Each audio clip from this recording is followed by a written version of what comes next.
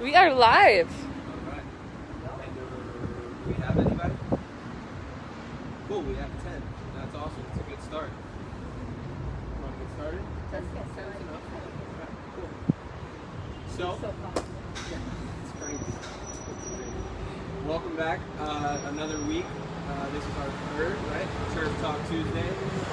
So, today we're talking about the 4 food agreements. 4? 4 of them. That's it. Wow. Keep it nice and simple. Before we get into it, Bettina is very, very qualified, certified, and capable of talking on this subject with her certification through Precision Nutrition. I myself am not certified in Precision Nutrition. Great stuff though. I love the stuff they put out. I probably should do it. Probably something I should get into. But I have my master's in nutrition for human performance.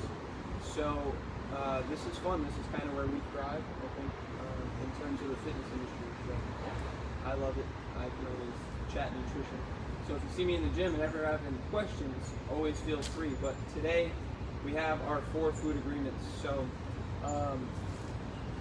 do you have anything you want to say before we get into what they No, are? I was just thinking about what was the drink that you were suggesting one time to one of her? Was it like a tequila drink? That was good or something? Yeah. We can save that one. Can you do the fifth? That'll be the 5th one. That's for when you're sick. It's a very natural remedy, but we'll save that for another time. Ask him at the gym. All right, so our 4 food agreements, we'll get right into those and we'll just lay them out for people and then we'll get more in depth. So the first one is water. Super simple, quick, easy, and to the point. 2 is the earth, right? We'll get more into that. Seems like, what does that have to do with nutrition? But number 3, less is not always better. And then 4, food is for function and fuel, not just for pleasure. Although It's for pleasure. it is for Not just for pleasure. especially when she makes her banana bread. Okay. So let's get into the first one. You want to tackle it? I can tackle it. Whatever You can start. All right. So we talked about earth, water, and our bodies. We are, as a planet, made up of mostly water. We are products of that planet. We are also mostly made up of water.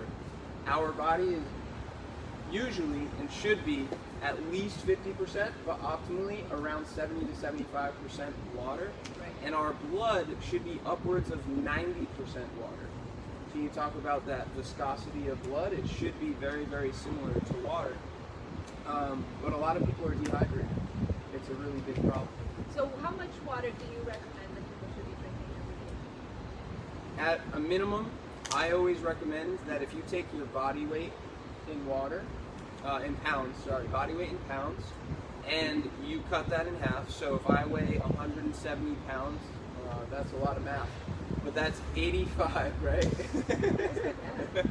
So that's 85. Now I'm going to turn that into ounces. 85 ounces of water per day minimum. Why? Because you should be at least 50% water.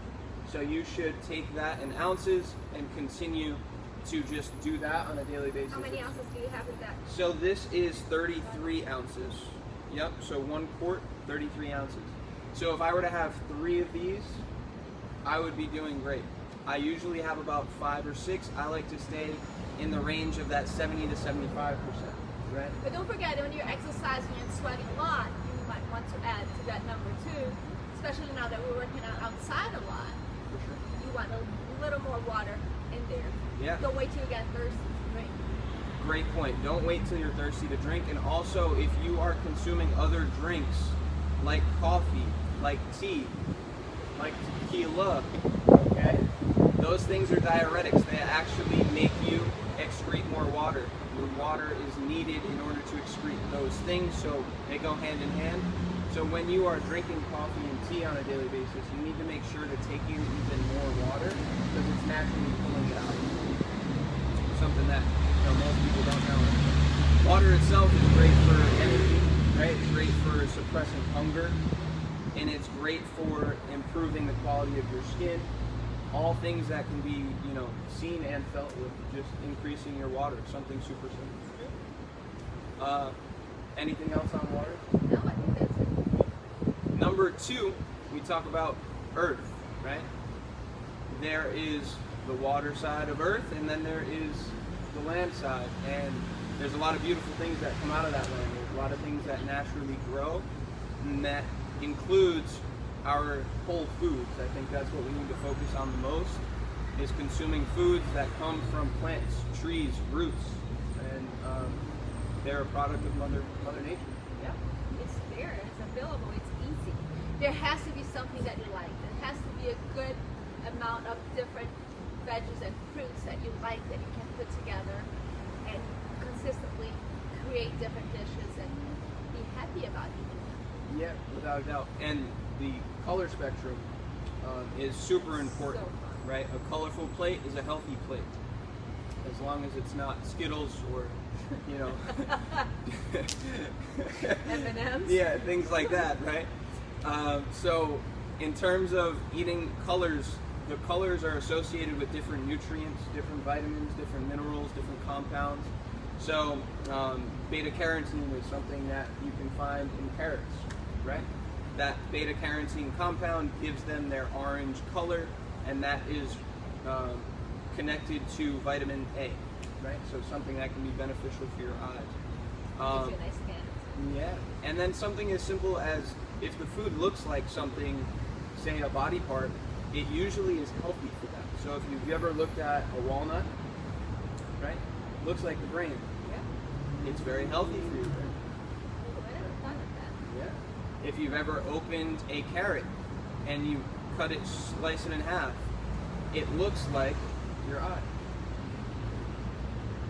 Celery looks like a long bone. It's good for your bones. Nice. And there's a whole study on that. There's a whole philosophy. So that's always something that you can look into. It's really cool.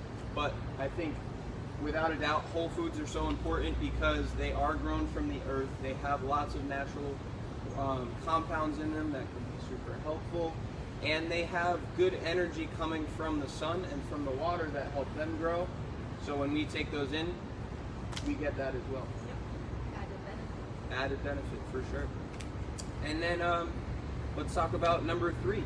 I think this one is super important. Right. Overlooked, especially in the industry with everything going on and being talked about with fad diets and things of that nature. I remember last year when we would get the journals from No Food, Okay. the number one feedback, you guys can not let me lie, the number one feedback is you need to eat more. It's We true. don't eat enough, most of us.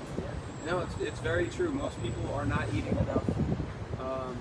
It comes down to, you're eating foods that are calorie high, nutrient low, and you just don't end up fulfilling your body's actual nutrient needs over the course of time. And you also don't allow for your metabolism to stay consistent. Right? When you don't eat and you skip meals for a period of time, your body goes into that mode of, I don't know when I'll get food next, so I'm gonna store what energy I do have from the food I have eaten, and that usually ends up in fat deposits. So something that we talked a little bit about last week on Turf Talk was the BMR, basal metabolic rate, and the number one thing we said was that most people aren't even reaching that number. Never mind if you add in workouts. Never mind if you add in the activities of daily life. People really underestimate the amount of food that they eat. And when I work with clients, it's the number one thing they say they have the hardest time with is that you're asking me to eat too much. Well, It's a good problem to have. I don't know why you're complaining. I love that problem. But it's definitely something that can just help. We always say more of the good, less of the bad, and that'll help increase your metabolism and keep you ready for your next workout and keep you performing at a high level. And the fourth and final and final. Yeah. So the fourth and final is not always for pleasure, right? Not always for It still has to be yummy, right? Absolutely. And you can't make it all yummy. It is. It should be a process that you're grateful for, right? Cooking food is the best way to make sure you're getting good quality food, and that cooking of the food is a pleasure in itself. It's a reward, right? You put in the hard work, you get a nice tasty meal out of it. Instant recipe. Yeah, there you go. So those things that you see in wrappers and in cans already that you can just walk by and you know they look really tasty. You're not really thinking of your workout the next day, or your like mental clarity the next day, your quality of sleep that night. Those things all play a factor, and the quality of the food you eat, the more water you drink, the more whole foods, and the more good foods and less bad, then it does equate to performance. It does equate to better workouts. It does equate to better recovery. Yeah. In terms of wrapping this up, I think we hit pretty much everything. I have one question. Yeah, absolutely. When can I have my cheeseburger and fries? So, you definitely can allow yourself to slip sometimes, right? Yeah. The number one thing I tell people is don't judge yourself and plan accordingly. Don't let that one decision dictate the next morning. If you have a cheeseburger and fries and some drinks on a Saturday night, wake up with the intent of having a great breakfast, following it up, and counteracting that. It's all about balance, right? Yin and yang. You gotta balance it out. So, any other questions for me? No, just cheeseburgers and tequila, I guess. So, with that being said, if you are looking for more help with nutrition guidance, me and Bettina are both available here at the gym for something we call Ready Set Fuel. Ready Set Fuel is awesome. We have our Ready Set Go program for personal training, but some people need help on the other end as well with nutrition, and that's where Ready Set Fuel comes in. You get 5 sit-down consultations and coaching on a week-by-week basis with Bettina and I, and we go over these 4 food agreements. We go over keeping you accountable for them, and making sure that we're making it specific to you, not just overall. Find out what's holding you back. Exactly. Yep. Your goals, what's holding you Your back, story, right? and how we can help you get there. And we also wrote a blog on this, so if you want to check out the blog on the website, you can go check that out, the 4 food agreements on gravityandOxygenFitness.com. And then lastly, speaking of Noble, right, starting in September, we'll be doing our Noble Challenge again, where we focus on a lot of these things: water intake, no processed foods, more whole foods, no sugar, no alcohol for a full 30 days. Yes. Right. 4 weeks that you're no fool. No bull crap Balls allowed. to the walls.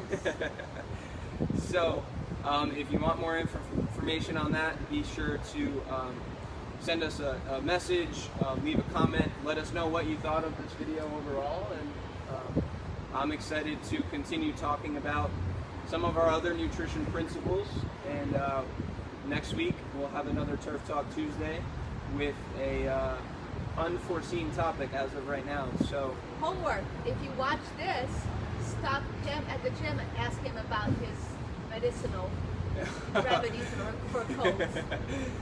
Well, hopefully you don't have any colds or anything going on, but if you do, feel free to ask, as she said. Thank you guys for tuning in from Gravity and Oxygen Fitness, Boca Raton, Florida. Have a nice day, and make sure you eat well.